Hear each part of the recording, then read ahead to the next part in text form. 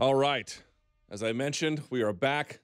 It's time now to go to the back to MMA's Blicky with the Stiffy, the one and only, as he's not even looking at the camera. There he is. Hey, Captain Prepared, how are you? Yeah, I was super prepared. Look at that low energy, very low energy. Like always, right? You got to bump it up a little bit, man. It's a show. You got to put on a show. Yes? Yeah, I agree. All right. Well, apparently I'm not speaking a very convincing language to you. Okay. We have to get to the calls, do we not? Yes. How are they this week? You mentioned you had alluded to them earlier being quite good. They're really good, yeah. All right. We don't Like have a moment to waste. Mm-hmm. So let's get right to them now, please. A little bit about Anderson Silva's return. Okay. Big news. All right. Hey, Luke, this is Chris from Chicago. I'm just wondering, since Anderson Silva recently got exonerated from his USADA troubles with only 1 year suspension on his timeline, what would you think about possibly pairing him up with Shogun at some point to make one of those old school legends fights happen in the UFC? Thanks, bud. And I love what you're doing with the show. All right. Great call. Appreciate the good question. I would say I'm not interested in that. There's two schools of thought around this, which is one, you have the old guy fight the old guy, right? And there's something kind of sentimental about it because I think most people feel like it's an easier fight, and most of the time it is, but you can also get like those Machida versus Belfort situations, and it's actually no better for them in the end at all. And you don't get anybody passing the torch to anybody else.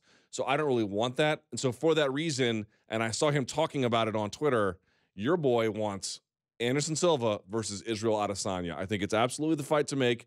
It's a total passing of the torch moment. It is a guy who, even by his own admission, took something from Silva, at least in terms of perspective, if not outright technical details. And Israel Adesanya, to me, basically, except for being mad at Brendan Schaub for his opinions, basically does everything right in this game. Give him a little bit of star power, and that's the best use of him. Danny, can I get a witness? Dude, I'm all in for that fight. Shogun or Adesanya? No, the Adesanya one. Yeah. That one's great. And at this point, you have to. I think Anderson only has 3 fights left, and you got to wonder what the UFC's goals are with Anderson Silva. Do you still want to use him as a big draw and perhaps get him, some momentum behind him and get him a win, get him an easy matchup?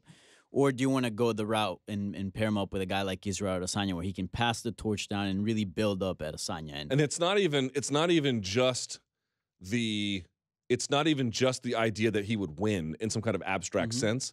Chris Weidman won via knockout the first time, but everyone was like, oh, Silva was clowning. Then the second one, he breaks his leg, so you never really got that proper resolution. I mean, you got it for the first one, but everyone's going to say something. Here's my point. Not only do I think Adesanya would win, but he would beat him striking, right? He would say, this is a game where we feed the elderly to the young, and there's a reason we do that. I know it sucks. It's a terrible thing, but if you hang around the game long enough, that is your fate. We need to cannibalize Silva to feed to Adesanya is just what I'm saying. I know it sounds so terrible, but it does. But I don't mean it terribly. I just mean you have to look out for the next generation, right? So let's do it. You do, yeah. And Silva, I mean, he fought Daniel Cormier. He was fighting the top dogs. He fights everybody. Yeah, he fights And everybody. by the way, they were Shooter Box teammates. I don't know if they would even fight each other, him and Shogun. So yeah, no, the Adesanya fight's the one to make. Please, Jesus. Yeah, they go way back. I think that's a fantastic matchup. That's the one to make for sure. All right. Cool. Let's talk about welterweight now. A lot of stuff going down there. Yeah, certainly. What's up, Luke? This is Shark Tech 316 calling out of Indianapolis area. I just got the news about the welterweight title, and this whole situation is just absolutely crazy. Up is down, left is right. Dogs are living with cats. People are eating breakfast for dinner. What is going on in the welterweight division? They're talking about stripping Colby Covington of his interim title. It seems like they're just handing out interim titles nowadays like candy. What do you think about all these interim titles and them being handed out? Also, what do you think's going on with the entire welterweight division? Are they going to move forward with the Darren Till fight? What news do you have for us on the situation? Okay. Do you get the cats and dogs living together line? I do get that one, yeah. Ghostbusters, yeah?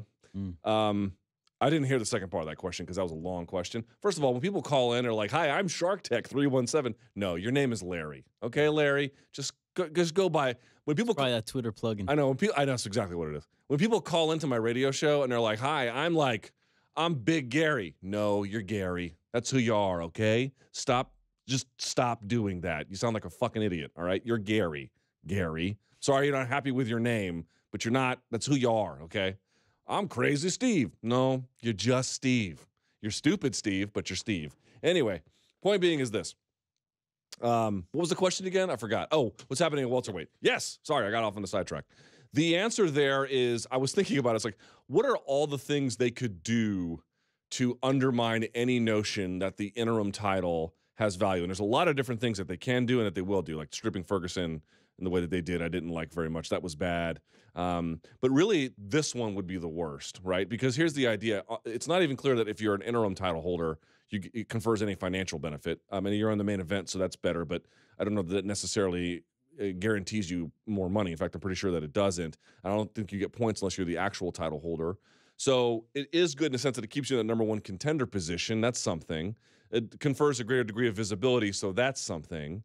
But if the idea is you can win it and then be stripped of it the following month, it essentially is merely, and this has always kind of been the case if you look at like UFC court testimony from executives, but it really sort of enshrines the idea that it is a trophy for that evening, and it's got some value in as long as you hold it, but there is nothing really keeping them. There's no protocol to keep them from stripping it. I think it would be I understand the way in which interim titles are handed out is crazy. I understand the way in which they're stripped can be crazy, but this one would be a completely different ball game. It would truly take any remaining value from an interim title fight, an interim title belt that it had. And I understand it had dubious value before. It would be extraordinarily dubious at that point, to the point of being non-existent. Yeah, and I understand some interim champs getting stripped. Tony Ferguson suffered a brutal injury, right? Who knows when he's going to be back? But Colby Covington is asking to fight in November or December. Right. This is not a guy that's out for a long time. This is literally just 2 months from September to November, right, and you're stripping him. So this whole time, the interim title was a golden ticket. You win it, you're getting a title. You're that guy. Yeah, you're that guy. If you can't even get that of an interim title, then what does it even mean at this point? Nothing. It's just really to fill a main event slot on a pay-per-view card. Yeah, so the poster looks better, I guess. Yeah, it's horrible. All right, so let's keep that welterweight train going. We're going to go down to the contenders and talk about them. Okay. Hi, Luke. Hi, Danny. This is Angie calling in from the Netherlands. When we consider the welterweight division, it's pretty stagnant at the moment. But recently, Kamaru Usman asked Dana White to make the fight with Darren Till. We know that they want to fight each other, and they asked for this fight in the past. Personally, I think this is the fight to make right now. Do you agree with me? And do you think that the UFC is holding back on this fight because they don't want their most promising prospects to fight each other? Thanks. First of all, a lady caller. Yes. Huh? That's great. We have 5 female viewers. One of them called. That's awesome.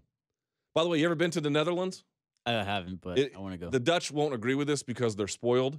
It's maybe the perfect country. I've not been to many places where I was like, wow, they've actually figured out how to live in a way that makes sense for happiness. Holland is truly a spectacular place. I mean that sincerely. And if you're like me and your other languages are not all that great, everyone there speaks English. Like literally everybody. So it's kind of cool. Anyway, neither here nor there. Great question. I would say this is a fight I called out a long time ago, to the point where I talked about it on my live chat. Kamaru Usman took the video of that and put it on his Instagram. Darren Till, Kamaru Usman is the fight to make. And everyone's like, a prospect's going to lose. Well, then a prospect loses. How am I going to sleep through the night? At some point, you have to have a degree of prospect resolution. And the only way that happens is if they fight each other. I realize Eddie and Dustin are not exactly prospects in that sense. They're much more contenders, but also kind of Kamaru Usman and Darren Till are as well. They're both 2, I think, and then 6 in terms of their ranking. This is the fight to make. Why? Because both of them speak to questions about the other one's liabilities. You have this clash of cultures. You have this clash of styles. You have this clash of personalities. Big, brash, bold. That is Darren Till. Kamaru Usman, a little bit more reserved, actually, as a speaker and a very sort of measured guy. But he does a lot of wrestling. That one does a lot of striking. It is absolutely the fight to make for all the reasons that you will learn. The winner will tell you who is the rightful heir to the title shot in a way that almost no other bout you can make will. That fight, ladies and gentlemen, it will be ready, promotional malpractice if that fight is not made. 1,000%. I endorse that. I have to agree on that one. I think the right order would be Woodley Covington, make that the unification bout. 100%. And right on that same card, you got to put Usman Till. Oh, man, that's a good idea. I think that's a move. good idea. You know what? You could also make it for another interim. Oh, yeah. The interim title. Yeah, for sure. Why not? Yeah, and you can have a poster with, 4 titles. Yeah, you know what? Just give everyone on the goddamn card a title. Fuck basically. If they do decide to strip Colby Covington, who do you think should get the shot? Colby Covington. If they decide to strip him, Till or Usman? The winner of Till versus Usman. I mean, I guess Till, if you want to go by rankings, because he's higher up. Yeah. But honestly, I feel like both of them are kind of at the same position in the division. Both of them still have unanswered questions. We know they're talented. We know they're good. Great. How good is Darren Till against a guy who can wrestle like Kamaru Usman? How good is Kamaru Usman against a guy who can strike like Darren Till? Yeah. There's only one way to find out. Have them fight. Yeah, that's definitely the fight to make. All right, this is the last question on welterweight, and this is regarding the champion. Hey, Luke, this is Joel from New Jersey. This is a question about welterweight champion Tyron Woodley. Can you pinpoint the reason or reasons as to why MMA fans, especially the hardcore one, vehemently dislike him? I feel like any article or post about him, 80 to 90% of the comments are negative. I'd like to hear your thoughts about that one. All right, thanks. MMA fans, the MAGA crowd is not going to like this, but I'll just call it what it is. He is a young, rich, black guy with opinions that I think he is largely right about. People don't like that, especially the MMA fan base, which tends to be, yes, young, but also predominantly white. And also there's a real Make America Great Again vibe going through MMA. And that's fine if that's the way you want to live. Colby Covington's that way. We can all disagree or agree, but it's fairly simple.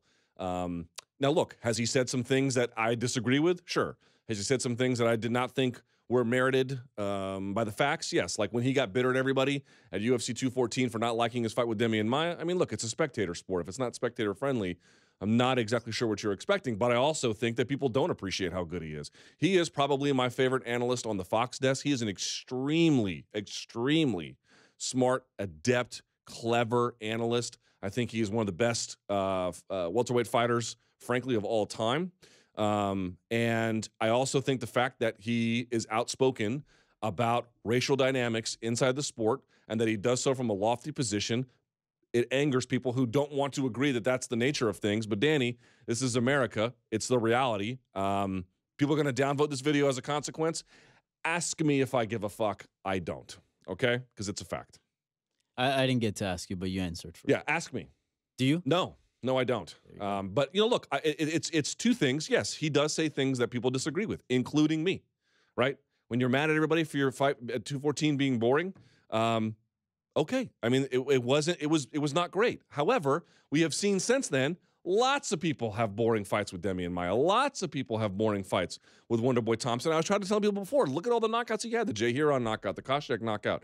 My man's had a lot of knockouts. He gets a totally unfair rep. And yeah, there you go. Yeah. I'm with you on that one. Plus, he had those 2 performances that didn't help him. Sure. Demian Maia in the last one against But Wonderboy. Yes, those didn't help his case, and getting mad at the audience never helps either. For sure. But at the same time, a lot of this is out of his control. Yeah. It just is. I mean, those are really complicated fights. And if you look at, look at who's Wonderboy has fought and who Maia has fought as well. Those have been boring fights. Like the Colby Covington Maia one wasn't really exciting. No. The Till Wonderboy wasn't too exciting. So it's not just on Tyron Woodley. No. And again, when he's not fighting those guys, they tend to be pretty good fights. Yeah, he just had some really tough fights. He did. Cool. Now let's switch the topic around and let's talk about weight classes. Okay. Hey, Luke and Danny. Stefan calling from Parkland, Florida. I'm the dunk that had to redo his message because it's too early to do one of these. Are we going to see a increase in fighters moving up in weight class since Anthony Smith destroyed Shogun over this weekend? I'd actually like to see the approach that UFC or ONE FC, is taking with no weight cutting. Rich Franklin did have an amazing article on how they actually cultivate that and not have to deal with weight cutting. Always a pleasure. Love the show. Hope you guys have a great one. Great call. I said this at the beginning of the show, Danny. People don't agree with me. I certainly agree we have a weight cutting problem inside of MMA. I certainly agree that there's more we can do in terms of medical oversight to prevent these kinds of things. You can look at what ONE FC has done, certainly NCAA wrestling in terms of hydration testing. There's a number of different ways in which you can work on these issues. However, and I do agree, I think Anthony Smith is much better as a light heavyweight than a middleweight. I think Dan Hooker, much better as a lightweight than a featherweight. There's a lot of guys you can go through the list. I remember a story years ago when George Roop was trying to get down, I think even to bantamweight. He was eating 400 calories a day. I mean, this kind of caloric restriction is absurd, right? I'm acknowledging there's a problem. I'm acknowledging the problem is pervasive. I am also acknowledging and arguing that this idea that not cutting any weight confers more advantages than cutting some weight. I do not believe that to be true. I think that is a myth. I think a lot of these guys cut weight for a reason. And this, Danny, is why the problem is so hard to solve. Because it is actually true that, dude, you heard Kevin Lee talking about these guys. I was like, why don't you fight at 170 if you walk around 178, 180? It's because the other guys are walking around 200, 210.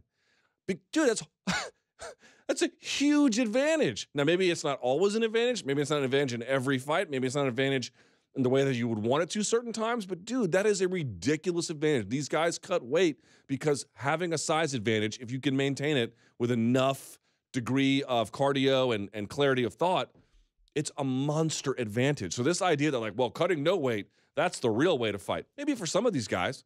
For some guys, not cutting much weight is absolutely the right fit, and they should do that.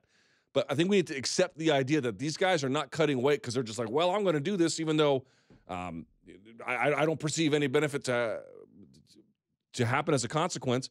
Yeah, a lot of guys overdo it. The reality is having certain size advantages in certain applications, particularly if you're a big guy who wrestles, yeah, it does work to your benefit. And that's why medical oversight and more needs to be done because it's a hard problem to solve. It's a thin line. It's a thin line. And for some guys like Kevin Lee, you don't have a weight class for that thin line. Like you might be big at 155, but you might but you might lose some speed and cardio. But at 170, you might have that speed and cardio, but you lose a lot of size. So 165, it's that sweet spot. And for some guys, there's no weight class for that. But you see guys like Dan Hooker. Look at Daniel Cormier, who became just champ, and he looked fantastic moving up a weight class. Michael Chiesa going up. Dan Hooker, you mentioned earlier. Also, keep in mind, though, that like everyone's like, oh, he looked better at heavyweight. He did look better at heavyweight. However, remember that the only guy he lost to a weight class down is maybe the best fighter ever. That's true. So 100%. And also we don't have enough of a sample size to see. Yeah. Everyone's like, oh, look at these anecdotal pieces of evidence. They're important. They count, but more study is needed. Yeah, for sure. It's definitely a thin line. Like fighters have to balance and they have to find that sweet spot. Let's fire through these, buddy. We're short on time. Let's talk about the champ since we just mentioned. Yes. Hey, Luke. My question is, if Daniel Cormier is still the heavyweight and the light heavyweight champion when he retires, that leaves two divisions in the UFC without champions. So don't you think the UFC should be looking to make some sort of a mini tournament in both divisions to see who the clear contenders are, or to make matchups after Daniel Cormier retires? All right, so I stopped that question, but you get the question. He kind of rambles after that, right. But yeah. So what do you think about mini tournaments? This is something that I did not think about at all. Yep, they did it. It makes complete sense. They did it at flyweight. The UFC did when they launched the division, but they only did it as a 4-man. Mm-hmm. I like that idea. Give me 4 guys at the top on each weight class. Have them sort it out and let that just be what it is. I absolutely love that idea. Especially, look, I don't know what's going to happen with John Jones. Is he going to come back soon? Probably not. We'll see. What about Gustafsson? I know it's a minor injury, but what's the deal there? And then you got Corey Anderson coming up and Glover kind of moving down. And there needs to be some clarity there. You can say the same thing about heavyweight. I am totally in favor, but not 8-man, just 4. Yeah, just the 4-man. And there's a lot of new faces, and what a better way to introduce a new fighter using a tournament. You can create a story, I think it's a fantastic. The only downside is there are certain guys who are good on a calendar, and then certain guys who are tournament fighters. Yeah. And of course, a tournament's going to favor a tournament fighter, but separate issue. All right, now let's talk about another champ whose situation is unknown right now. All right.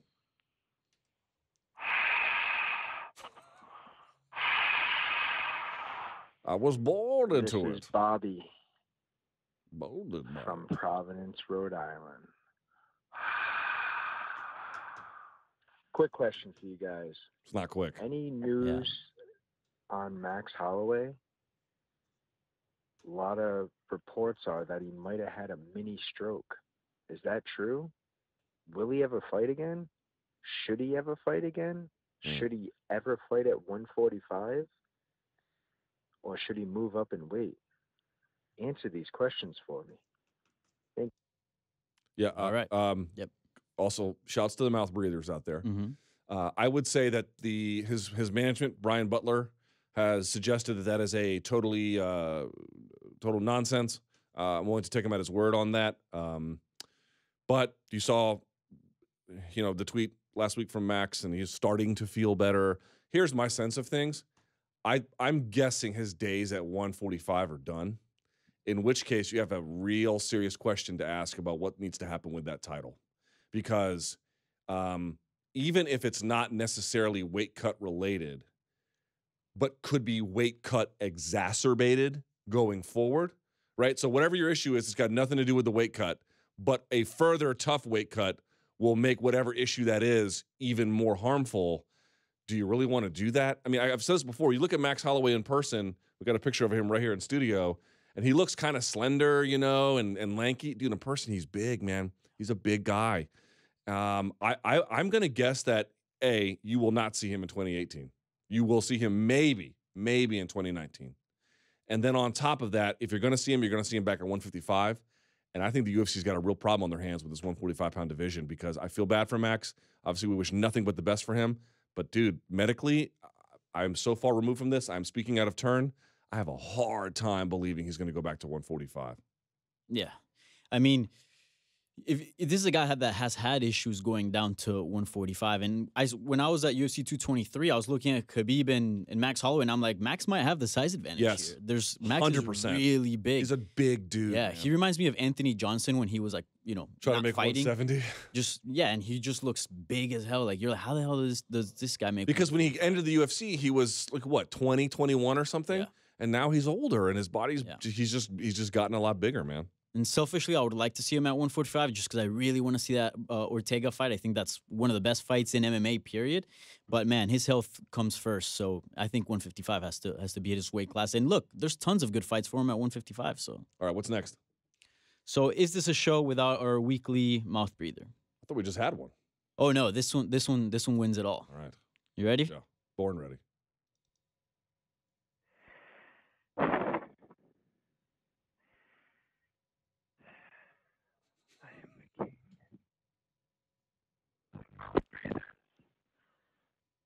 I was born deep within the YouTube comment section and raised by the Daniel Cormier crying memes.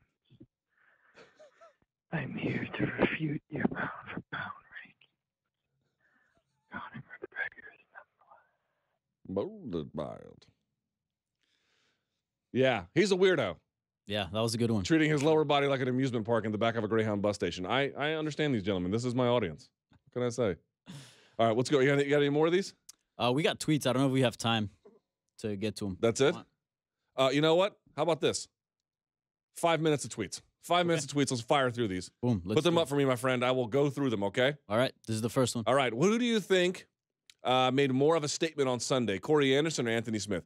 1,000% the answer is Anthony Smith. Now, I think Corey Anderson did himself a ton of good. Don't misunderstand me. Corey Anderson, again, a real just, how do I say this exactly? A comprehensively strong performance is the thing I would say. But Anthony Smith beating the guy in the way that he did, making the headlines in the way that he did, over a name in the way that he did, coming off of beating another guy in a very similar fashion, 2 champions in a row. And I understand that they're past their primes. I get it.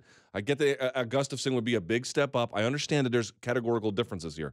At the same time, that was such a huge win for him in terms of the name value. Remember, it's not just 2 back-to-back wins in 2 back-to-back months. It's 2 back-to-back wins in 2 back-to-back months over guys who have name value and were champions. It's the kind of thing that raises not merely your visibility, but your likability as well. And so it puts him in a much better spot. Next.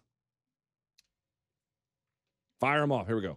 Who has more left in the tank, Glover or Shogun? I would say Glover, but both of those guys have some serious questions they better start asking themselves. And if you saw Glover's interview with Heidi Androl on Fox Sports 1 after the fight, I think you got a little bit of a sense of that. He was asking himself the hard questions and what does he have left. And so it wasn't like he got in there and just got absolutely brutalized, but he did get comprehensively beaten.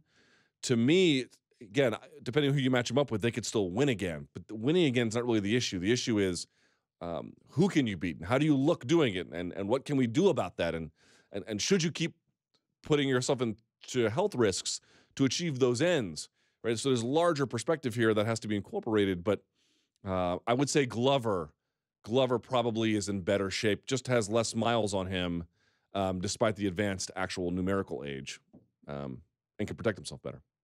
Stefan Struve got only 1 fight left on his contract. Should the UFC keep him? Yes. Certainly at heavyweight, there's some value in keeping him.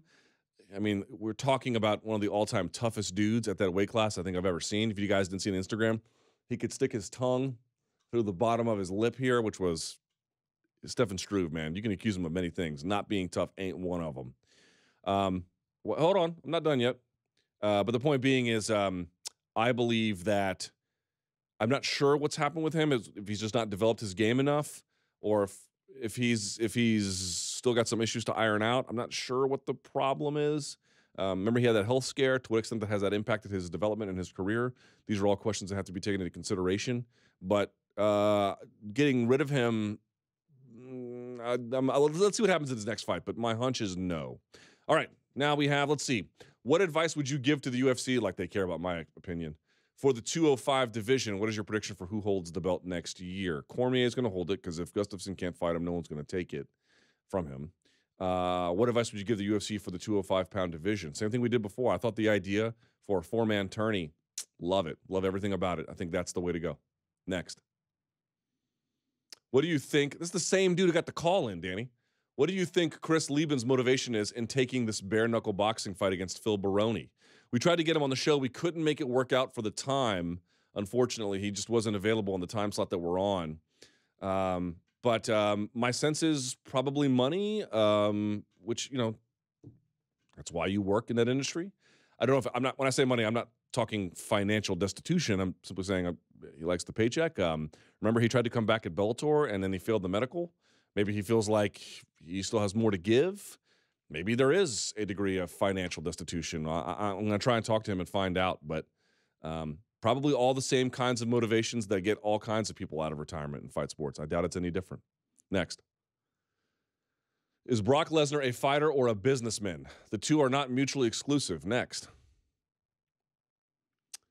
Are we seeing a changing of the guard finally? Seems like these lower-ranked younger fighters are finally getting a chance to disrupt the rankings and shuffle the deck. The heavier divisions defiantly, he's trying to say definitely, but it's misspelled, need some new blood in the rankings. Hashtag donk to be what?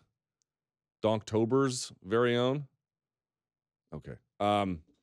Yeah, we've been talking about it before. How many of these cards have featured guys less than 30 or right around the 30 mark who are pushing through and then shoving out the elderly, so to speak, from that division? So now these divisions like light heavyweight and heavyweight, the older ones can hang on a little bit longer for a lot of complicated reasons, not least of which is power being the last thing to go and sort of general fight acumen that is characteristically missing at heavyweight. So if you've got veteran savvy and big power, you can do a lot with that, right? We're seeing guys, get finished with Ezekiel chokes from the mount, no gi style. So that tells you a lot about heavyweight. But the point being is there's still really good talent there too. I think though in the other divisions, you're just seeing the youth is also coming with not merely less miles and speed, but they're also having technically adept game plans. Guys are getting better earlier.